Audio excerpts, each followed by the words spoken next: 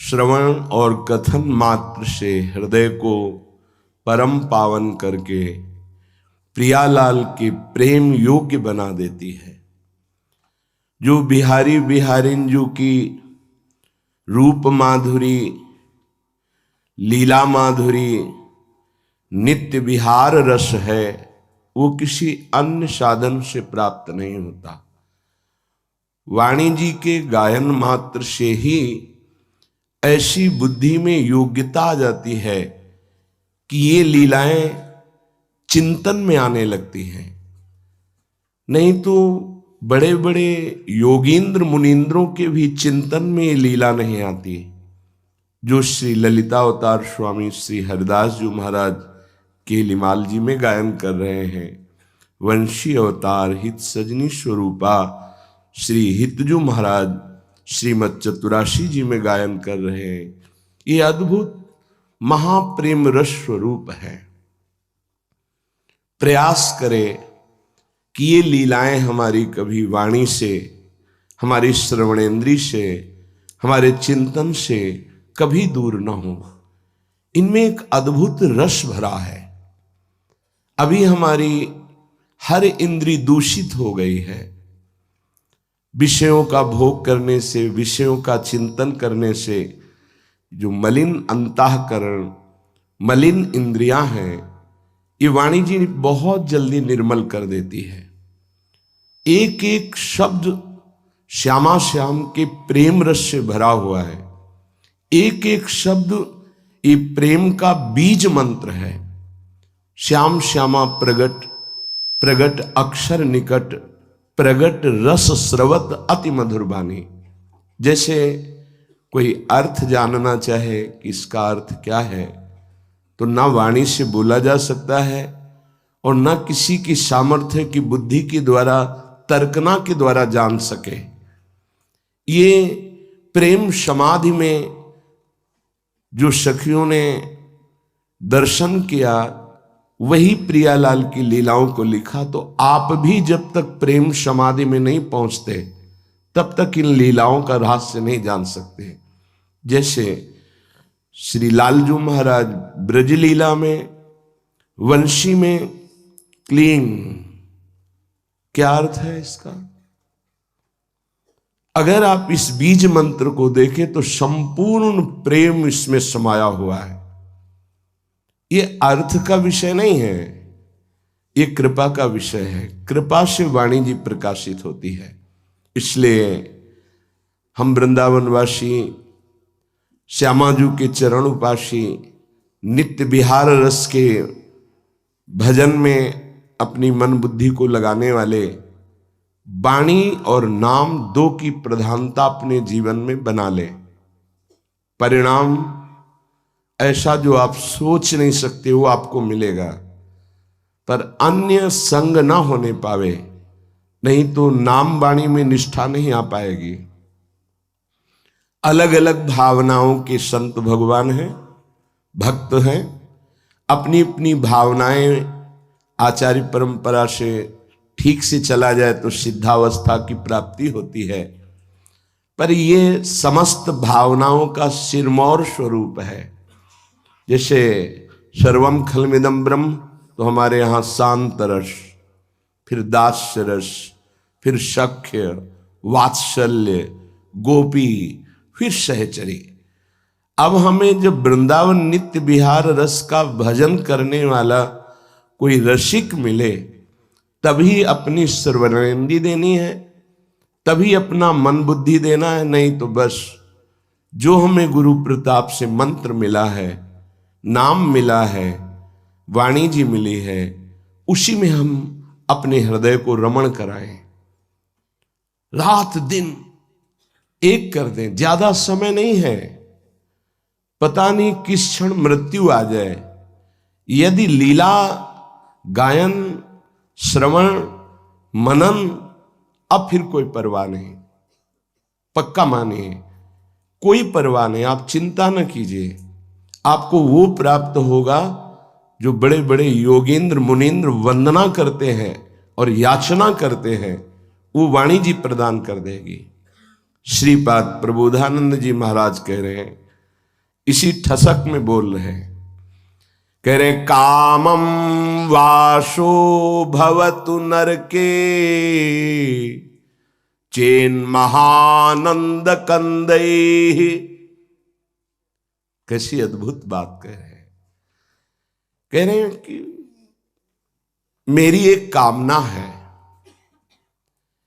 ये महा आनंद कंद, कंद कहते हैं मूल को, जो महा आनंद का मूल श्यामा श्याम की लीलाएं हैं, इनका नाम है, इनका मंत्र है। श्रवणेन्द्री बार बार अंदर से इनका पान करती रहे। श्रीमद वृंदावन गुणगणई पूर्यतम ते कर्णरंध्रा। कहीं मुझे वृंदावन का आश्रय मिल जाए और वास मिल जाए और मेरी श्रवणेन्द्री इन वाणियों का गायन श्रवण करती रहे, मुझे अब कोई परवाह नहीं। मेरी एक ही कामना है, प्रियालाल की लीलाओं का श्रवण करना, गायन करना, मनन करना।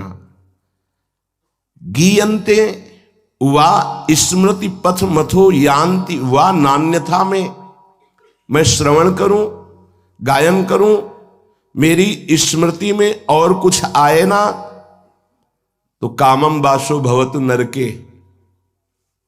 अगर मेरी ये कामना पूर्ण कर दी जाए तो मुझे नरकवास हो, मुझे इसकी कोई परवाह नहीं। क्या अद्भुत निष्ठा, यही खास बात है। इसी में मस्ती आती है भगवदानंद की। श्री वैकुंठी। अब जब इनमें इतनी आसक्ति हो जाए कि आज कौन सा वार है, कौन सी तिथि है, क्या त्योहार है, कुछ स्मरण न रहे, तो व्यवहार का भी प्रिया जो निर्वाह करती है, आप सच्ची मानो ना, प्रिया जो निर्वाह करती है, केवल प्रिया जो आचार्य गुरुदेव इष्ट एक ही हैं, वही निर्वाह करते हैं। ऐसे उपासक की स्मृति पथ में ना कोई संकल्प होता है, ना कोई विकल्प होता है। बिना संकल्प विकल्प के सब व्यवहार का ठीक निर्वाह आराध्य देव करवाते हैं। फिर इन विकारों की गुंजाइश कहां रह जाती है कि ये अंदर आकर विकार पैदा कर सके। श्रीपाद कह रहे तुम आओ, मैं तुम्हारा आलिंगन कर रहा हूं, अर्थात तुम हमारे हृदय में आकर के स्वयं रसमय हो जाओगे। हमारे रस में तुम बाधा नहीं पहुंचा सकते, क्योंकि प्रियाजू का नाम चल रहा है, प्रियाजू की लीला गायन, प्रियाजू का लीला चिंतन। इतने में बांध लो अपने आप को। ज्यादा भागने की जरूरत नहीं है, ज्यादा सोचने की जरूरत नहीं है, ज्यादा समझने की जरूरत नहीं है। जो ज्यादा शास्त्र स्वाध्याय करके भागती रहती है ना बुद्धि, वो कभी आसक्त नहीं होती आराध्य देव में, ध्यान रखना। पूज्य पाद श्री उड़िया बाबा जी महाराज, अय उपासक, शास्त्र देखते देखते तुम्हारा जन्म नष्ट हो जाएगा।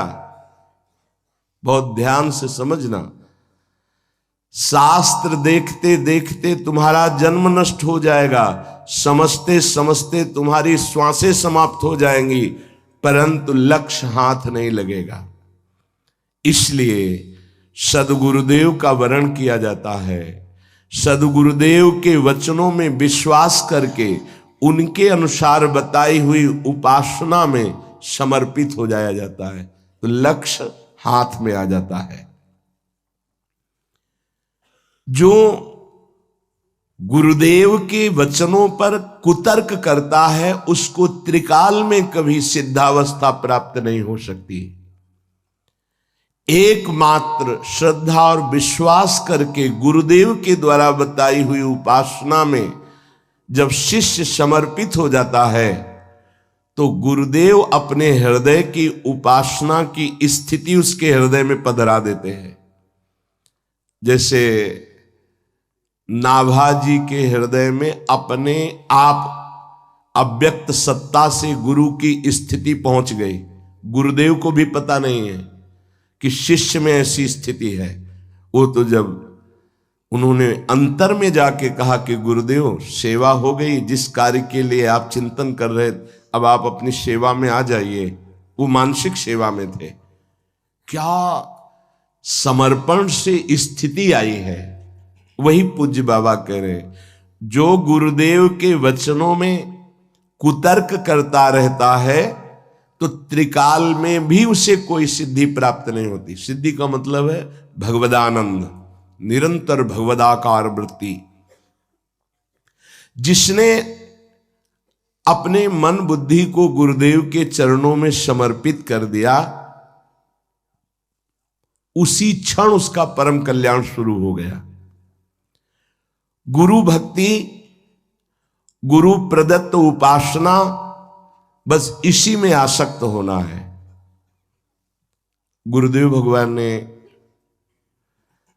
जब संन्यास मार्ग से इस मार्ग में चित्तवृत्ति को समर्पित तो कहा, पहला वाणी जी, दूसरा मंत्र, तीसरा प्रगट सेवा, चौथा मानसिक सेवा। बस इतने में अपने को सीमित कर लो।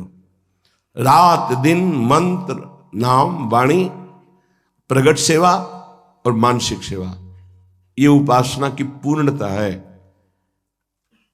जब गुरुदेव भगवान बोले थे तो उसी क्षण लौट करके आके कुटिया में लिखते थे। ऐसा आज भी हो, जैसे नित्य पाठ में कभी तो पहला वाणी में अत्यंत आसक्ति हो जाए। वर्षों गाते रहे हैं, सुख की तरफ ध्यान नहीं दिया गया कि हमको तो वो आनंद नहीं मिल रहा। नहीं, हमें आदेश हुआ है, हमें बस चतुरासी जी गानी। कभी उच्च स्वर से गा रहे हैं, कभी मानसिक पूरी हो रही है। वाणी जी और निज मंत्र या शरणागत मंत्र जो मिला है गुरु प्रदत्त, बहुत महिमा है गुरु प्रदत्त मंत्र की। आप लोग देखो कितना निज मंत्र चलाते हो, कितना अमोघ वस्तु है। जिसे आपको कह रहे हैं कि बीज मंत्र होता है। आद्या शक्ति का क्लिंग, एंग हिंग क्लिंग, क्या अर्थ है? क्लीम, क्या अर्थ है? अर्थ नहीं देखा जाता। ये सिद्ध मंत्र हैं जिनसे पूरा निकुंज प्रकाशित हो जाएगा। जैसे निज मंत्र है, अर्थ थोड़ी देखा जाता है। क्या अर्थ है? संपूर्ण नित्य विहार, उसी का अर्थ है। वो बीज मंत्र है नित्य विहार का। उसी से नित्य विहार रूपी वृक्ष पूरा प्रकाशित होता है। आपके पास है? कितना जपते हैं आप? क्या प्रकाशित हो रहा है आपके अंदर? खुले नेत्रों में प्रियालाल की भावना चलने लगती है।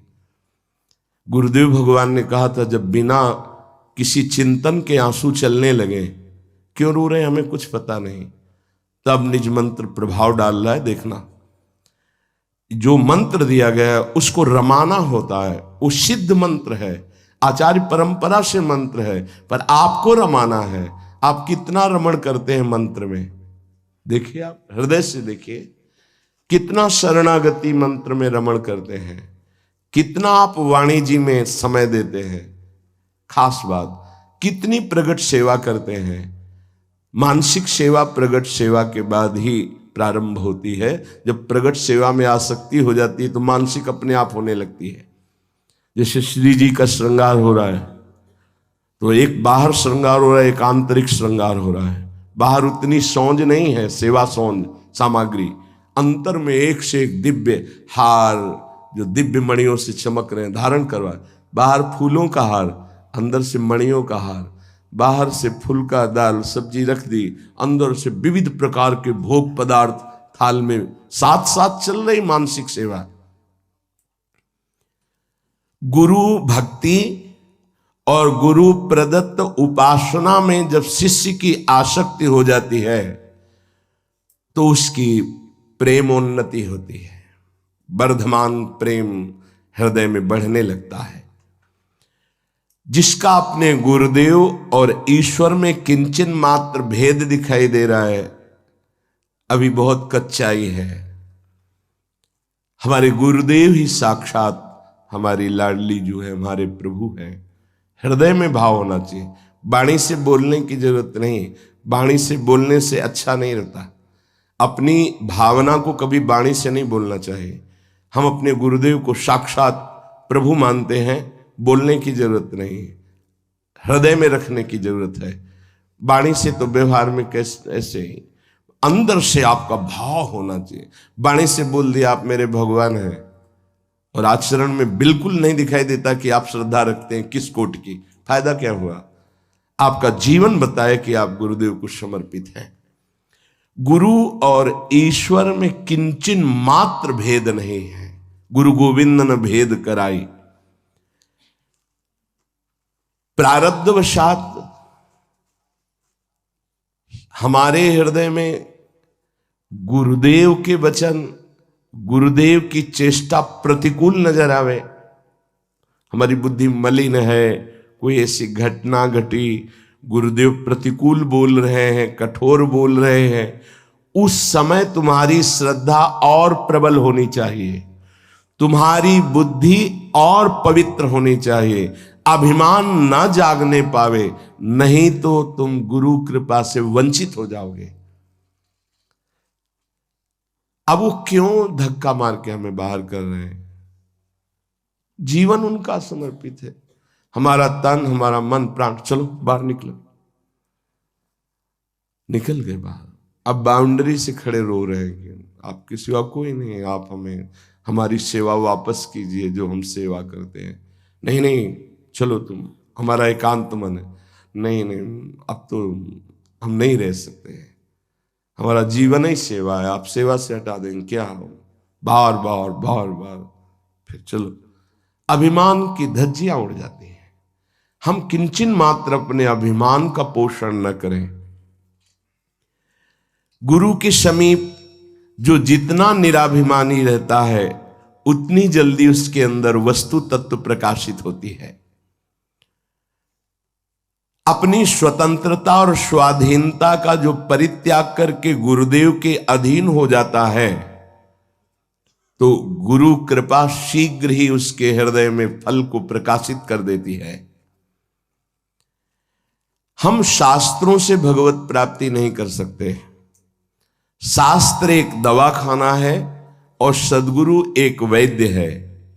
सदगुरु हमारी योग्यता देख करके हमको पर आज्ञा का पालन नहीं हो रहा, ऐसा है भी। सैकड़ों लोग गुरु बना लेते हैं लेकिन गुरु की बात नहीं मानते, मनमानी आचरण गुरुदेव बना लिया। तो हमें लगता है कि इससे अच्छा है कि गुरुदेव ना बनाते। तो एक रास्ता तो था आपके पास परम कल्याण का, आपने गुरु बनाकर मनमानी आचरण शुरू कर दिए, बिल्कुल अवहेलना करते हैं, महत्व ही नहीं समझते। अब कलिकाल का ऐसा प्रभाव है कि गुरुजन अपने स्तर से झुकते जा रहे हैं कि उठा दें, शायद उठा दें, अभी उठ जाए। तो उनको लगता है इनकी गरज है, इनको कुछ है हमसे। वो अपने स्थिति से उतरते हैं, उतरकर हमारी जैसी स्थिति में हमसे हंसते हैं, बात करते हैं, आकर्षण करना चाहते हैं तुम्हारे मन का, तुम्हारे चित्त का, कि तुम उनकी आज्ञा का पालन करो, पर उसकी अवहेलना होती है। चाहे जितना कोई विद्वान हो, जब तक गुरुदेव की आज्ञा का पालन नहीं करता तब तक अध्यात्म जागृत नहीं होता। गुरु सेवा का बड़ा महत्व है, पर सेवा आज्ञा पालन पे ही स्थित है। सेवा का मतलब केवल उनकी शारीरिक सेवा से नहीं है, उनकी आंतरिक इच्छा जाननी है।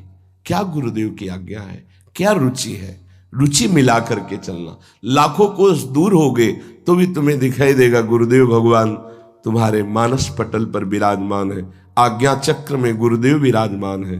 जैसे अर्जुन के रथ की बागडोर श्री भगवान लिए, ऐसे भगवान गुरुदेव हमारे जीवन की बागडोर पकड़े हुए हैं। सच्ची एक एक कदम पर। पहले के समय में हमने देखा, पूज्य पादुड़िया बाबा जी कहते हैं, गुरुदेव का आत्मभाव पूर्वक समर्पण, गुरुदेव ने कुछ नहीं रखा, हमको कर दिया समर्पण।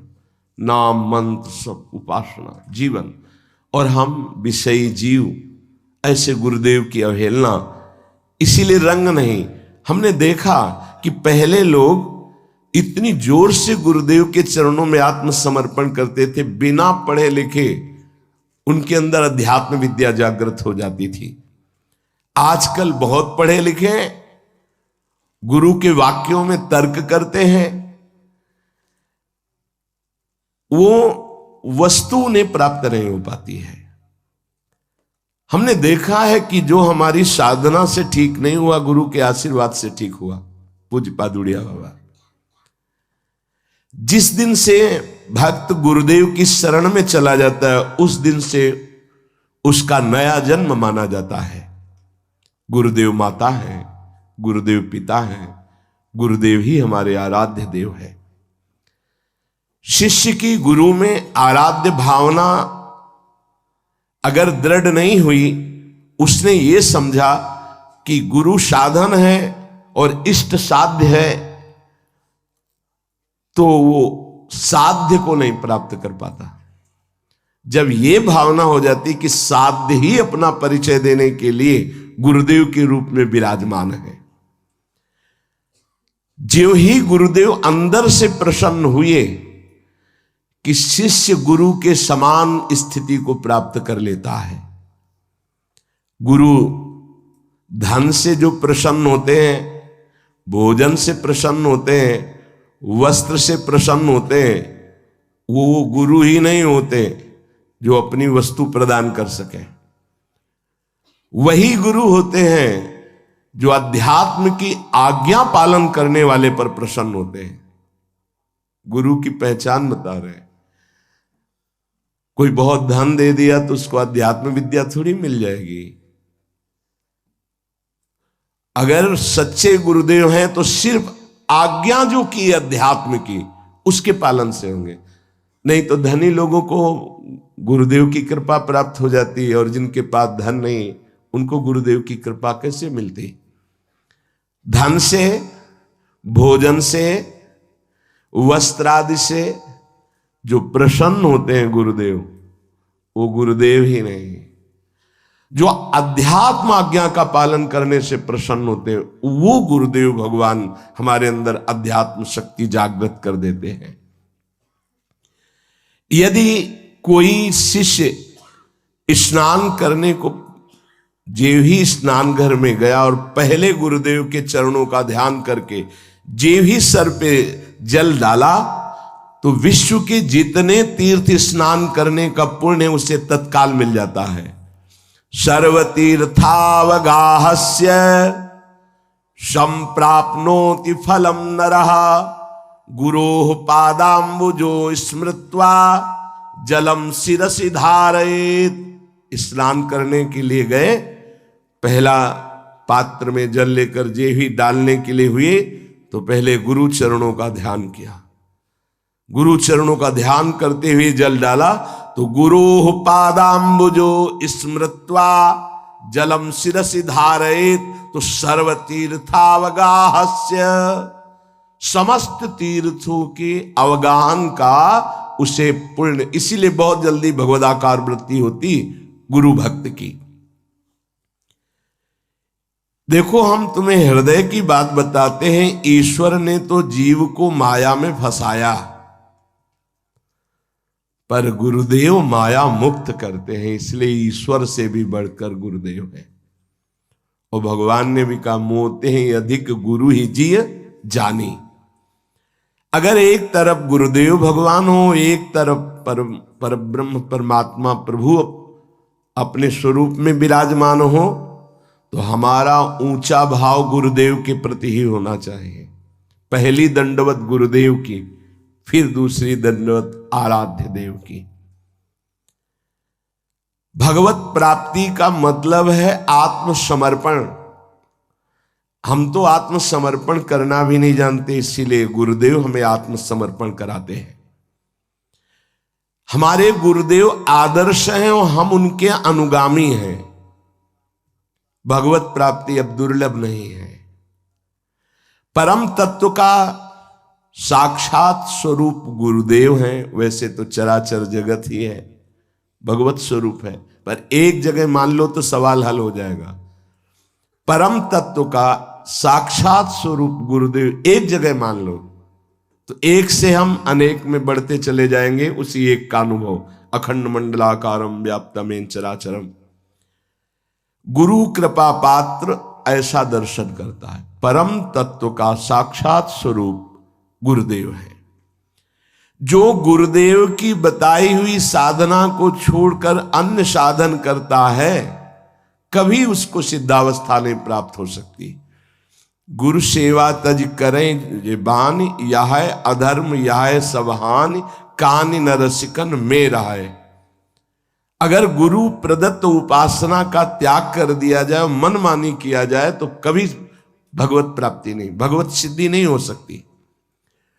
गुरु कृपा पात्र का आंतरिक प्रतिपल वैराग्य युक्त हृदय होता जाता है। सच्चा मार्ग हृदय में प्रकाशित होता है। गुरु कृपा पात्र के हृदय में गुरुदेव शिष्य को जगत तारने वाला बना देते हैं। सतरति सतरति सा लोकांतार्यति। गुरुदेव साधारण मनुष्य को महात्मा बना देते हैं। अतः गुरुदेव अनेक प्रकार के साधन मार्गों का निरूपण करते हैं। बहुत खास बात देखो, समझो। गुरुदेव अनेक प्रकार के साधन मार्गों का निरूपण करते हैं। तुम्हें केवल अपनी निष्ठा पे डटे रहना है कि गुरुदेव ने मेरे को क्या उपासना बताई है। एक प्रसंग गुरुदेव के ही दूसरे प्रसंग का खंडन करने वाला होगा। शिष्य को कभी शंका नहीं करनी चाहिए। ध्यान देना, यह बहुत खास बात है। गुरुदेव अनेक प्रकार के साधन मार्गों का निरूपण किया करते हैं।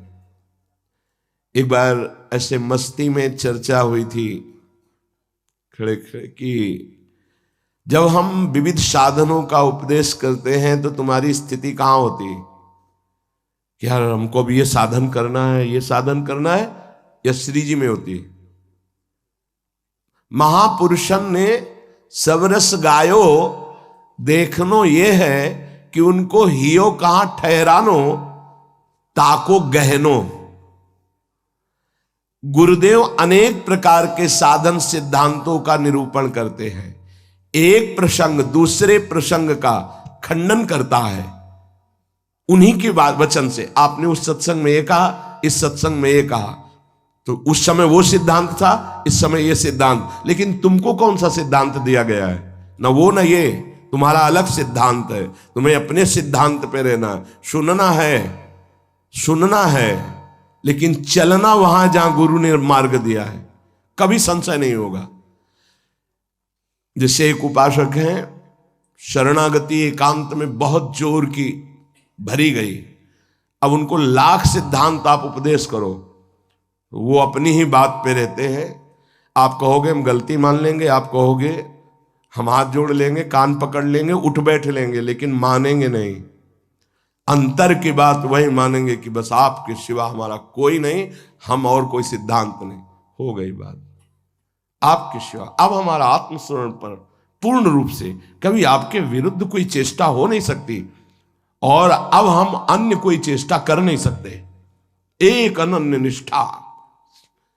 क्योंकि अब जिस समय जैसा अधिकारी, जिस समय जैसा प्रसंग, जिस समय जैसा सिद्धांत, वैसा वर्णन, तो तुम संशय में ना हो जाना।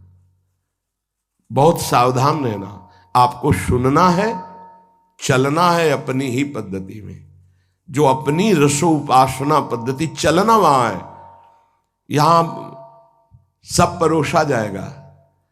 यहां शांत, दास, सख्य, वात्सल्य, कांता सब परोसा जाएगा। पर आपको चाहिए क्या? आप किस मार्ग के पथिक? कभी ना भूलें, तो शंका नहीं होगी। एक प्रसंग को दूसरे प्रसंग से जोड़े ना, तो कभी संशय नहीं होगा। बाहरी अज्ञानी जीव यही करते हैं कि आपने उसमें ये बोला था, इसमें ये बोला था, तो उस समय अधिकारी इस बात का है, उस समय अधिकार उस बात का। सामने प्रसंग क्या चल रहा है, सिद्धांत क्या चल रहा है, प्रश्नकर्ता की स्थिति क्या है, बहुत प्रवीण होना चाहिए इस बात को समझने के लिए। और सबसे बड़ी प्रवीणता है कि हमको और कुछ समझने नहीं, हमको इतना समझना है जो आपने एकांत में हमें उपदेश किया है, बस उसी को हमें अपने जीवन में रमण करना है। ये हमारी दिनचर्या है, हम दिनचर्या में हैं, लेकिन हमारे हृदय की जो स्थिति है वो आपके द्वारा बताए हुए आराध्य देव के नाम मंत्र उपासना में, इसके अलावा और नहीं। शिष्य गुरु की सान्निधि भाव में अधिक से अधिक समझे। ध्यान दीजिए, गुरु की सानिध्य अवस्था भाव में अधिक से अधिक समझे, तभी काम बनेगा। जैसे एक उपासक ने प्रश्न किया कि गौशाला में जप करे तो इतने गुना इतने गुना, वो आखिरी में था कि गुरुदेव के सानिध्य में जप करे तो अनंत गुना फल मिलता है। तो वैसा कहाँ है कि हर समय गुरु बैठो हम आपके सानिध्य में जप कर रहे हैं। गुरु के सानिध्य का तात्पर्य देखो, इसमें स्पष्ट बाबा कह रहे हैं कि गुरु के सानिध्य का अधिक से अधिक भाव में। आप नाम जपने के लिए बैठे तो पहले गुरु का ध्यान किया, गुरुदेव भगवान आकर हमारे मानस पटल में विराजमान, अब मंत्र चल रहा तो गुरु के सानिध्य में, पाठ में बैठे गुरु के सानिध्य में, प्रसाद पा रहे हैं तो गुरु के सानिध्य में, शयन कर रहे हैं तो गुरु के सानिध्य में, जगे तो गुरु के हमारी चेष्टाएं गुरु के सानिध्य में हो रही। हम कभी एक क्षण भी अपने गुरुदेव से अलग नहीं है। देखो जरा, रहते हैं हम गुरु सानिध्य में। सानिध्य का मतलब समझा जाता है प्रगट। प्रगट सानिध्य कितने मिनट का है, लेकिन आंतरिक सानिध्य हर सेकंड का है। आंतरिक सानिध्य बाबा आदेश कर रहे हैं, गुरु के सानिध्य का भाव के द्वारा अधिक से अधिक अनुभव करें कि हम गुरु के समीप, हमारे गुरुदेव देख रहे हैं, हमारे गुरुदेव हमारे पास हैं, हम गुरुदेव की आज्ञा में हैं, एक क्षण भी हम गुरुदेव से विलग नहीं हैं। जब कोई उपासक गुरुदेव को आत्मसमर्पण करता है तो ये 16 अध्यात्म की बातें उसके हृदय में जागृत होने लगती हैं। जब कोई उपासक गुरुदेव को आत्मसमर्पण कर देता है तो ये 16 अध्यात्म की बातें उसमें जागृत हो जाती है, सीखना नहीं पड़ता। अगर ये नहीं है तो आपके आत्मसमर्पण में कमी है। आपका अपनापन गुरुदेव से अलग शरीर में, शरीर संबंधियों में कहीं है नहीं, स्वभाव में ही आ जाएगा। पहला, ब्रह्मचर्य, भोग वासना का नाश अपने आप ही हो जाएगा। गृहस्थ में है तो अरुचि पूर्वक धर्म का पालन करने के लिए काम का सेवन, अरुचि पूर्वक, एक आंतरिक रहस्य है। यदि आपके अंदर भोग इच्छा नहीं है और आप गृहस्थ धर्म में हैं और ऐसी चेष्टा हुई है, वो अंदर कोई फर्क नहीं डाल पाएगी। जो कामनाएं बांध कर दुर्गति कराती हैं वो उस उपासक की नहीं हो पाएगी। जो गुरु चरणारविंद में आत्मसमर्पण किए हुए है, ये बड़ा सूक्ष्म विषय अध्यात्म का है। इच्छा का ना होना और फिर कोई क्रिया होना तो उसका कोई प्रभाव नहीं पड़ता। कोई क्रिया नहीं हुई लेकिन इच्छा है, उसका प्रभाव पड़ेगा। क्रिया है धर्म पूर्वक हो रही काम की, पर कोई प्रभाव हृदय में नहीं पड़ेगा।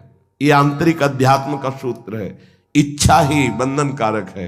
जो गुरुदेव का परब्रह्म भाव से आत्मसमर्पण करते हुए चलता है सतमार्ग में, तो पहला लक्षण जागृत होता है कि उसकी भोग वासना पर अंकुश हो जाता है, वो ब्रह्मचर्य पर ध्यान देने लगता है। ब्रह्मचर्य ये समस्त साधनों की नींव है। जिसका ब्रह्मचर्य ठीक नहीं, उसकी दिनचर्या तो एक जैसी बराबर चल ही नहीं सकती। पक्का 2-4 दिन की बात नहीं कहते, राइट टाइम पर बहुत काल तक जिसकी दिनचर्या ठीक चले, पक्का ब्रह्मचर्य ठीक है। नहीं, चल ही नहीं सकता, चल ही नहीं सकता। वो राइट टाइम पर उसकी दिनचर्या बहुत काल तक नहीं चल सकती जो ब्रह्मचारी नहीं। और वो गृहस्थ ब्रह्मचारी ही है जो संतानोत्पत्ति के लिए केवल भगवत आज्ञा पालन करने के लिए, गृहस्थ धर्म का निर्वाह करने के लिए वो धर्मयुक्त काम उसकी उपासना में बाधा नहीं पहुंचा सकता। पर व्यभिचार भावना, ये गुरु शरणागत होते ही पहला अंकुश इंद्रियों पर लगता है कि वो भोग वासनाओं से निवृत्त ब्रह्मचर्य। दूसरा अहिंसा, मन से, वाणी से, शरीर से वो किसी को दुख पहुंचे ऐसी चेष्टा नहीं करता। जो गुरु समर्पित होता है पहला ब्रह्मचर्य पर, बहुत अमृत है ये, अगर ये अमृत पी लिए तो भगवदामृत, प्रेमामृत, ज्ञानामृत अब कुछ दुर्लभ नहीं है। कोई भी हो, भगवद आश्रय लेकर, गुरु आश्रय लेकर इस अमृत का पान करो। बहुत कठिन है। खान पान, दृश्य, संग, बोलचाल, इनका बहुत प्रभाव पड़ता है आपके संयम पर। यदि आपका खान पान सही नहीं है, आपका देखना सही नहीं है, सुनना सही नहीं है, बोलना सही नहीं है, तो आपका ब्रह्मचर्य सही नहीं होगा। ब्रह्मचर्य को आप एक परम धन के रूप में देखिए तो आपके अंदर क्षोभ पैदा होने लगेगा। जिस खान पान संग से ब्रह्मचर्य नष्ट होता है उसके लिए वो बर्दाश्त नहीं होगा, नहीं बर्दाश्त होगा। आज हम ब्रह्मचर्य पर महत्व नहीं दे रहे, बेविचार पर महत्व दे रहे हैं। किसी का संयोग ये ना हो, अगर आप ब्रह्मचर्य का महत्व नहीं दे रहे तो आप अपने हाथ से अपने आप को नष्ट करते रहेंगे।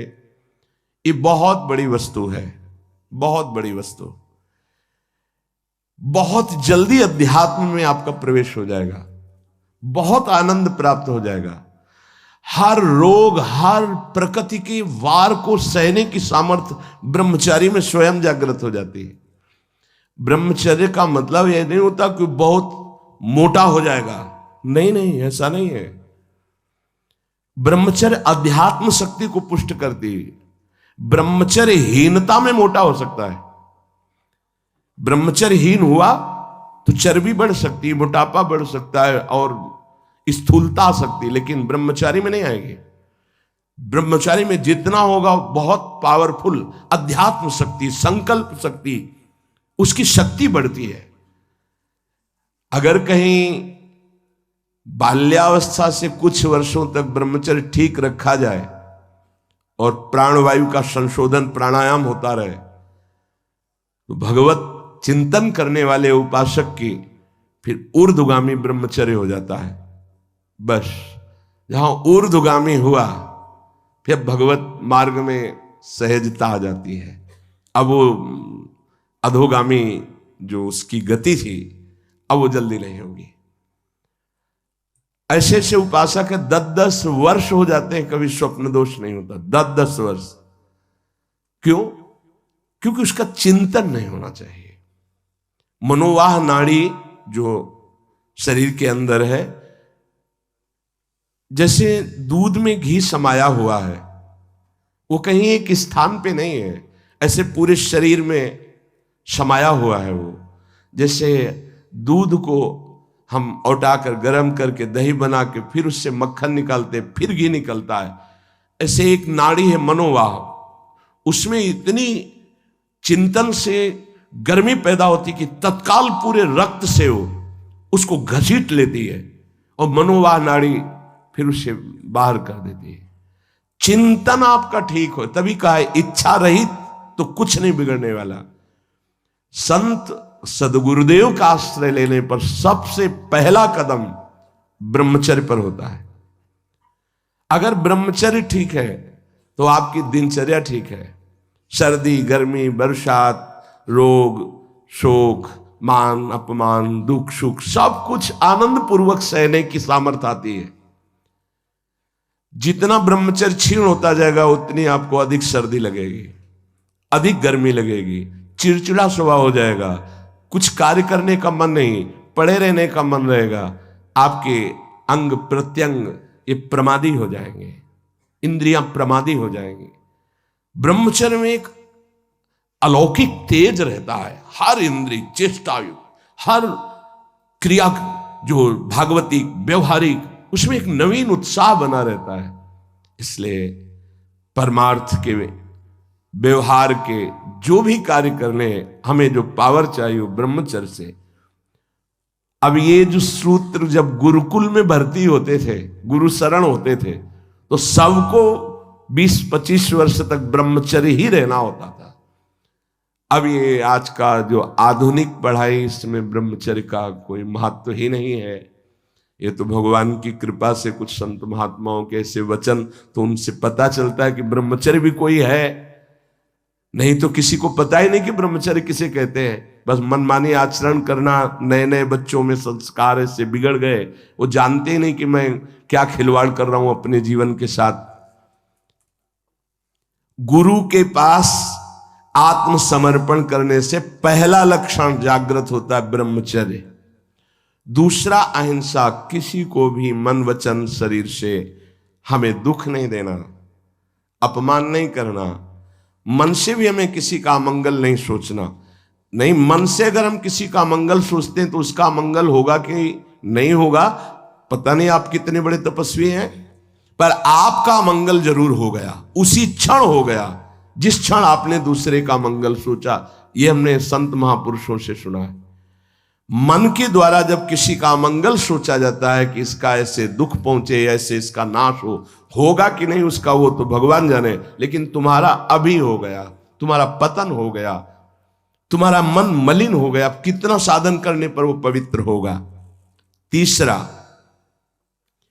जब हम गुरुदेव के सानिध्य में रहते हैं तो सुख और दुख दोनों को समान भाव से सहने की सामर्थ्य प्राप्त होती है।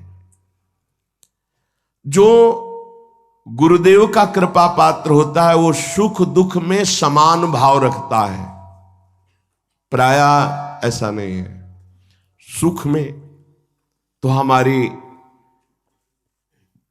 अनुकूलता रहती है तो गुरु बुद्धि बनी रहती है या कृपा है हम पर ऐसा, लेकिन जब दुख आता है तब गुरुदेव की कृपा है, प्रभु की कृपा है और हम आनंद पूर्वक उस दुख को सहें। ऐसी क्षमता केवल गुरु को आत्मसमर्पण करने वाले पर ही अवतरित होती है। ये क्षमता उतरती है, ये सामर्थ्य है अंदर, दुख सुख को सहने की सामर्थ्य। किसी भी स्थिति में, मतलब ऐसा स्वभाव हो जाता, किसी भी स्थिति में कदम पीछे हटाना ये उसी सूरवीर योद्धा के स्वभाव में नहीं होता, जो अध्यात्म का गुरु समर्पित पथिक होता। किसी भी स्थिति में ये हर समय नवीन उत्साह, हर दुख को सहकर अपने लक्ष्य पर रहना, अपनी दिनचर्या पे रहना, ये सुख दुख को समान भाव से सह।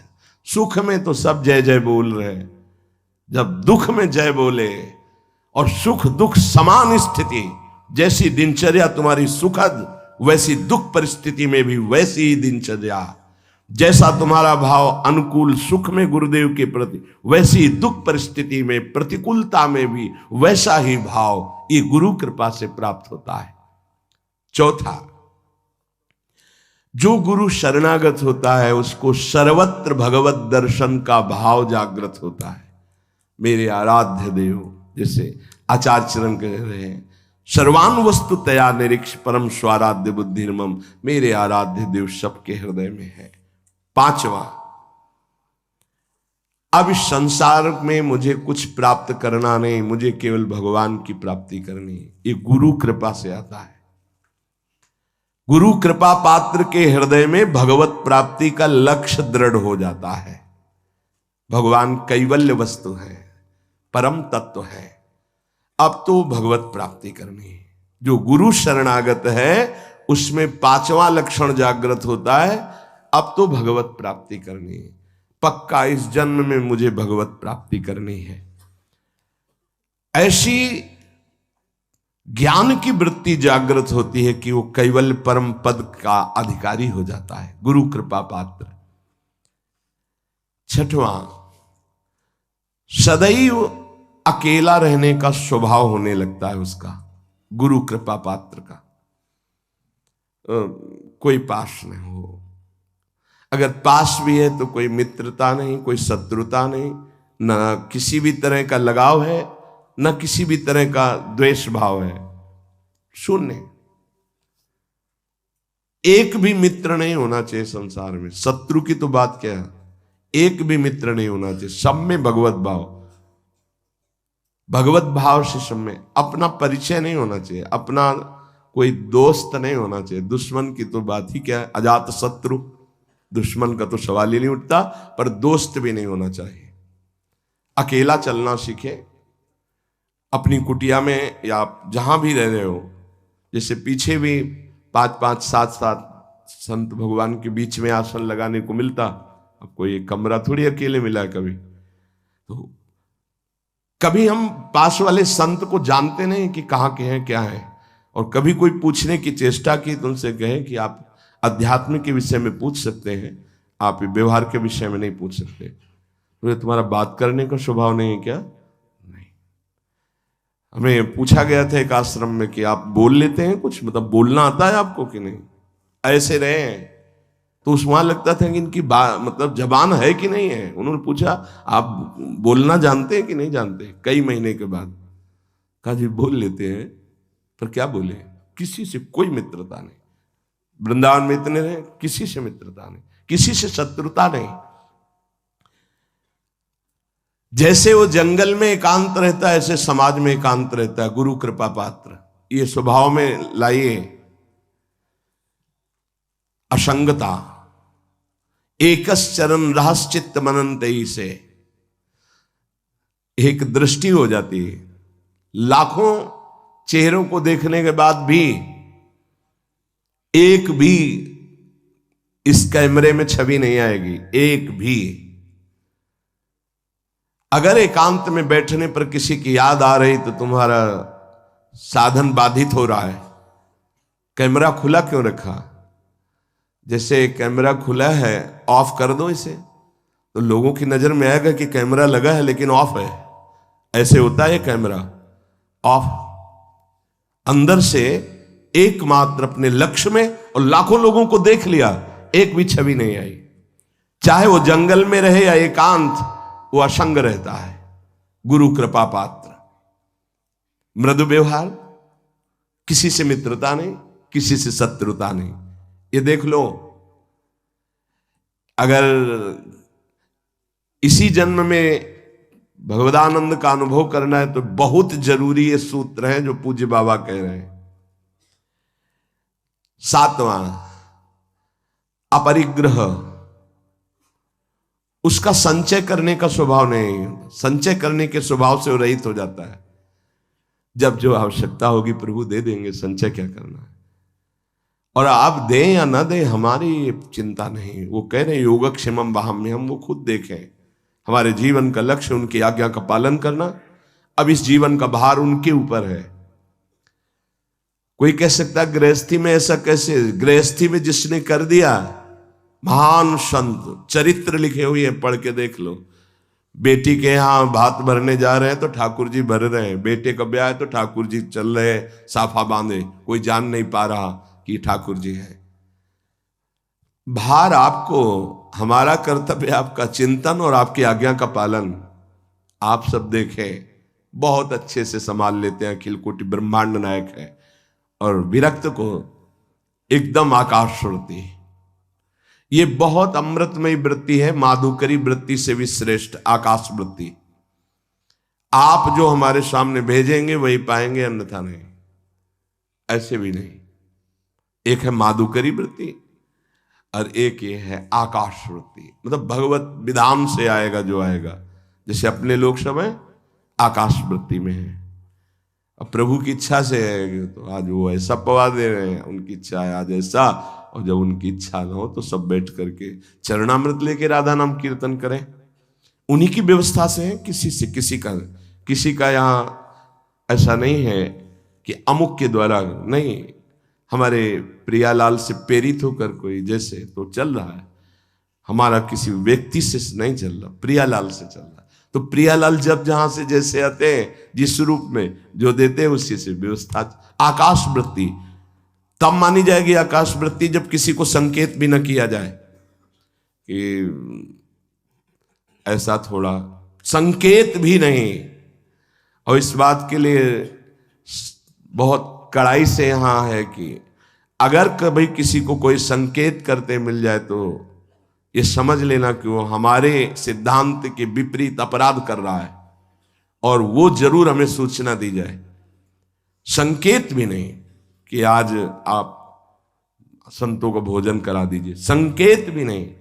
हाँ, कोई प्रार्थना करता है, ठीक है भाई, आप जो दे देते हैं उसी से हम संतों को पवा देते हैं। अगर 1 रुपया आता है तो 1 रुपये में भी भंडारा हो जाएगा। 1 रुपये का नमक ले आओ, दाल में डाल दो, सब संतों को पवाने हो जाएगा। हमारा भगवत विधान से चले। आकाश वृत्ति बहुत अमृतमयी वृत्ति होती है, और बड़ी निश्चिंतता होती है इसमें, और बड़ी क्षमता होती है इसमें। कई दिन न मिलने पर भी कोई निराशा नहीं होती थी काशी में। अपरिग्रह,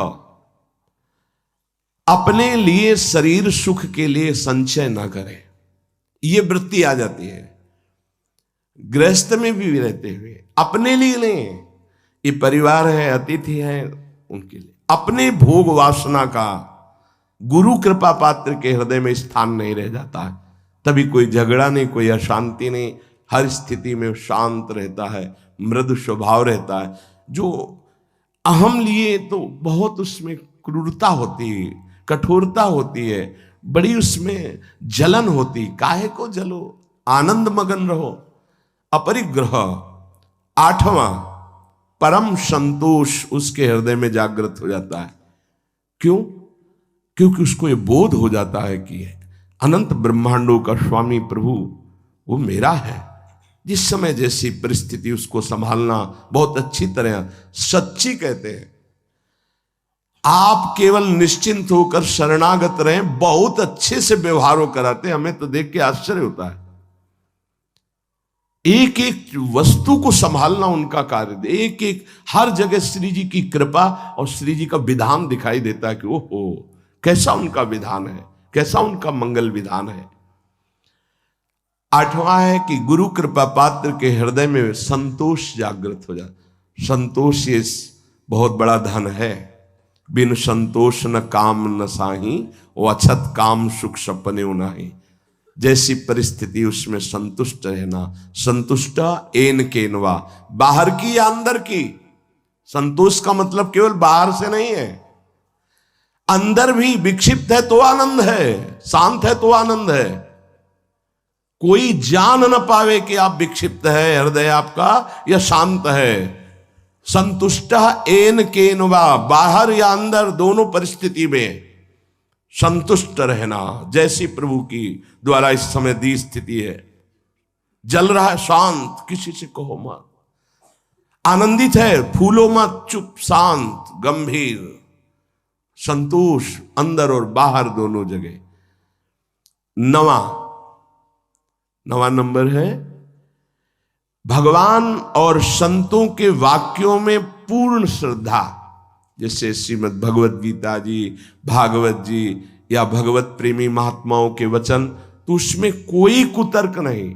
गुरु कृपा पात्र ज्यों का त्यों उस विश्वास पूर्वक उसे स्वीकार करता है। जैसा बोला गया वैसा ही, उसमें अपनी बात लगाना नहीं। जो आत्मसमर्पण नहीं किए होते, दूर की श्रद्धा होती है, उसका कुछ और लक्षण होता है। जितना बोला गया उतना वो पहले अपने अनुकूल निकालते हैं उसमें से, कि ऐसे भी तो हो सकता है, ऐसा थोड़ी होता है, ऐसा होता, और फिर अनुकूल बातों स्वीकार करते हैं। गुरुदेव या शास्त्र कभी मन के अनुकूल नहीं होते, मन को उनके अनुकूल बनाना पड़ेगा। मन तो बहुत विचित्र है। हम लोग शास्त्र और गुरु के वाक्यों को अपने अनुकूल मन के बनाते हैं। इतने में चल जाए, इतना बता देंगे, इतना छुपा लेंगे, इतना कर देंगे, इतना नहीं करेंगे, इतना अनुकूल है, इतना नहीं। लेकिन जो आत्मसमर्पण किए होता है वो भगवान और संतों के वाक्यों में ज्यों का त्यों विश्वास उसको होता है। 10वां, वो नींद पर विजय प्राप्त कर लेता है। ये बहुत समय को बर्बाद करने वाली निद्रा होती है। बहुत से ऐसे साधक हैं जो इससे बहुत परेशान हैं। अगर आपका नियम पक्का हो जाए तो आप इस पर विजय प्राप्त कर लेंगे। बाल्यावस्था में जो साधन काल में बहुत परेशान करती है, नहीं माला चल रहा है, जैसे गायत्री अनुष्ठान था तो हमने खुद देखा है, अब वो कब छूट गया माला, अब जप रहे माला, बड़ा गुस्सा आता है, बार बार विघ्न पैदा कर। ये जो निद्रा है ये बहुत बड़ी शत्रु है साधक के लिए। गुरु शरणागत का नींद पर विजय प्राप्त हो जाती है, ऐसा है। हम अपने सदगुरुदेव भगवान की दिनचर्या देखी, वहीं रह करके, वहीं रहे ना, काफी समय तक गुरुदेव भगवान के पास ही रहे। 1 बजे रात्रि तक पूज्य महाराज जी भजन करते थे। रात्रि में दर्शन के आके थोड़ा जो कुछ श्री जी को शयन भोग लगाया, शयन कराया, और जो पाया 2 रोटी राजभोग में दिन में। आज भी महाराज जी अपने ही कर कमल से 2, आजीवन का पूरा नियम है, 2 बनती भोग लगती रात्रि में 1 बजे तक। 1 बजे के बाद लेट गए, 4, सवा 4 उठ गए। ये हमने बराबर की दिनचर्या देखी, बराबर की दिनचर्या।